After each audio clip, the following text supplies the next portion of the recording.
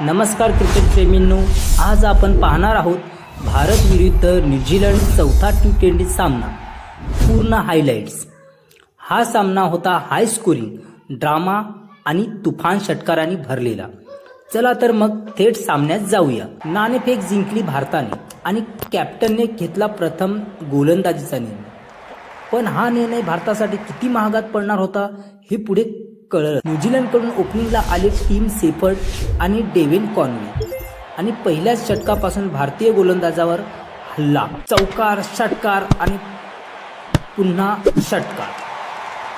अवघ्या 8 षटकात 100 धावा, स्टेडियममध्ये प्रेक्षक स्तब्ध। टीम सेफर्ड 34 चेंडूत 62 धावा तर कॉनवेने ही दमदार 44 धावा केल्या।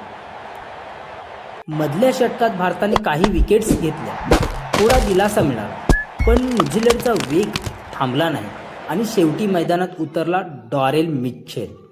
18 चेंडूत नाबाद 39 धावा, न्यूझीलंडचा स्कोर थेट 215 धावा।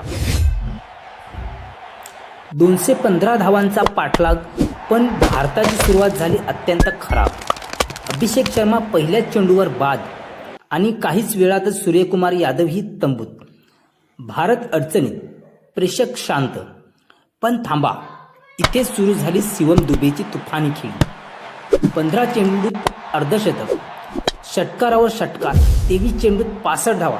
क्षणभर वाटलं मॅच अजून जिवंत आहे, आणि मग तो क्षण आला, एक चुकीचा कॉल, शिवम दुबे रनआउट।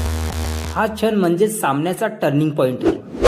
दुबे गेल्यानंतर भारताची घडी पूर्णपणे विस्कटली, एकामागून एक विकेट्स पडत गेल्या आणि अखेर भारताचा डाव 165 धावात संपला। न्यूझीलंडचा 50 धावाने दणदणीत विजय, टीम सेफर्ड सामनावीर झाला। जर तुम्हाला हा व्हिडिओ आवडला असेल तर लाईक करा, शेअर करा आणि चॅनलला सबस्क्राईब करा। अशा जबरदस्त क्रिकेट अपडेट्ससाठी मी भेटतो पुढच्या व्हिडिओमध्ये। जर तुम्हाला थँक्यू, धन्यवाद।